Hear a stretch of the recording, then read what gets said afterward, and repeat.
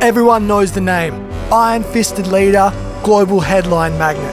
But today, no politics, no danger. I'm not trying to mysteriously disappear. We're digging into one thing, his music taste.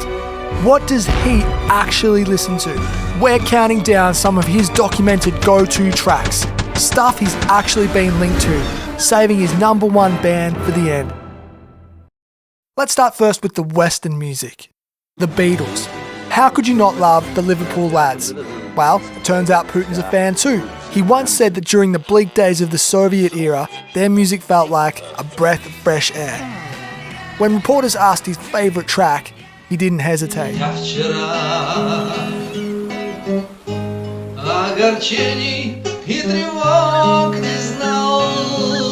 Yesterday.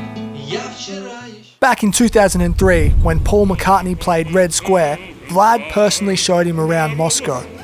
Apparently, that included a private performance of Let It Be.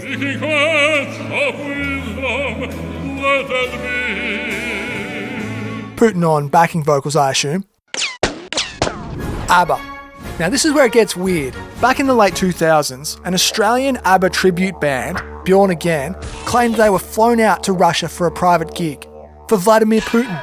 Not a stadium, not a gala. We're talking 8 people in the room, somewhere out near Lake Valdai. According to the band, the mystery guest, allegedly Putin, was loving it. Clapping, shouting bravo, even singing along to tracks like Mamma Mia and Waterloo. The Kremlin, of course, denied the whole thing ever happened. Yeah, sure. But the band were very specific.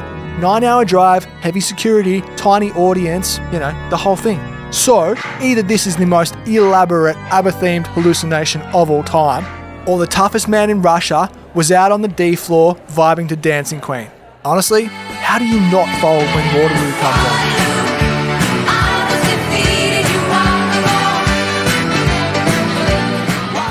So check this out. There's a Medium article going round that claims he listens to things like TLC, George Michael, and I'm just going to say it, it's almost certainly nonsense. There's no sources, no receipts, just an anonymous Kremlin insider. Like seriously, TLC, no scrubs? Mate, he'll scrub you. Now here's something you probably weren't expecting.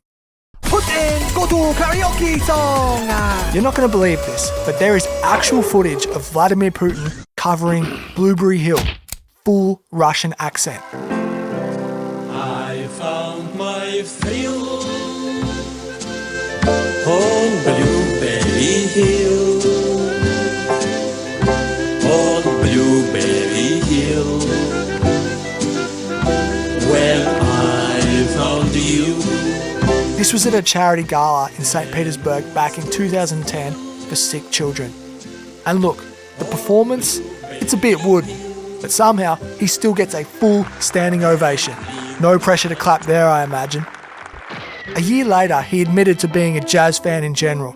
At that same event, before he jumped on the mic, Vlad was already at the piano, tinkling away on Where the Homeland Begins.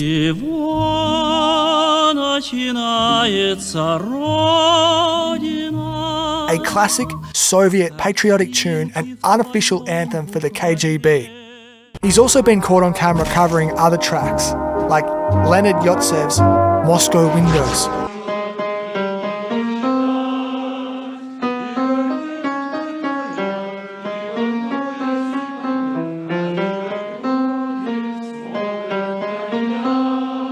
And then there's another clip of him on lead vocals singing 14 Minutes to Launch with a group of students.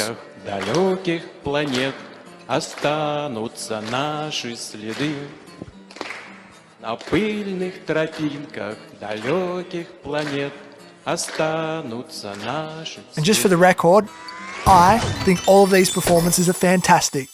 Not awkward, not uncomfortable, just genuinely great. Vladimir Putin speaking. Putin, it's Gerhard. Gerhard, to what do I owe this pleasure? Putin, remember? I bida. Bida? Fragma. Da? Rapschacht. Da. I bida! Putin, I know you will love this one then. This is the neue Single by Bay City Sound. Have it all. I can't give you any more of my love. You already have it all, have it all. I can't give you any more of my love. You already have it all, have it all. Ah, Gerhard, remind me, when is next clubbing operation? Putin loves classical. On brand, right? Russia is known for its badass composers, but just because they're fellow Ruskies, that doesn't mean they're getting a pre-save on his playlist. Back in 2018, while he was dodging reporters after his big annual presser, someone asked about his music taste. He admitted he likes orchestral music, sure, but avant-garde or complex 20th century works? Total skip. According to him, for that kind of stuff, you need to be a well-prepared listener. Instead, he said he likes more traditional works by the world's most beloved composers, specifically mentioning Schubert, Mozart, and of course, Tchaikovsky. Here's what's actually on his high rotation list. Schubert's Serenade, arranged by Franz Liszt.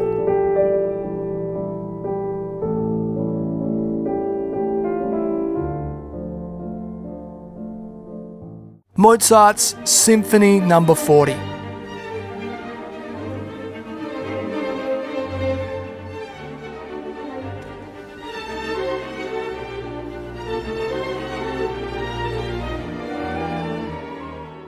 Tchaikovsky's Piano Concerto No. 1.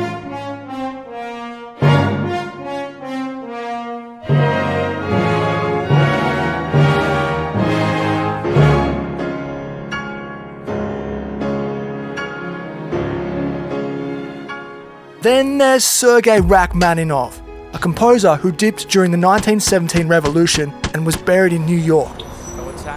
Putin has relentlessly pushed to repatriate his body, claiming he is the most Russian composer to ever live. His top pick? Piano Concerto No. 2.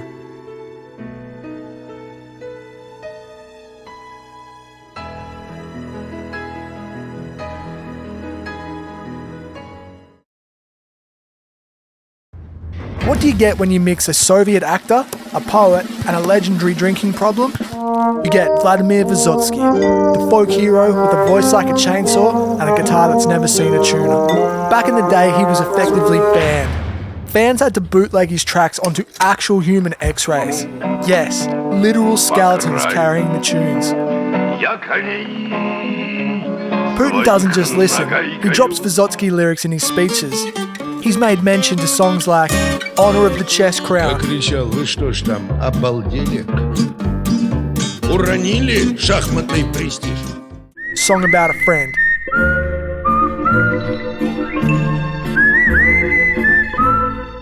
Dialogue at the TV.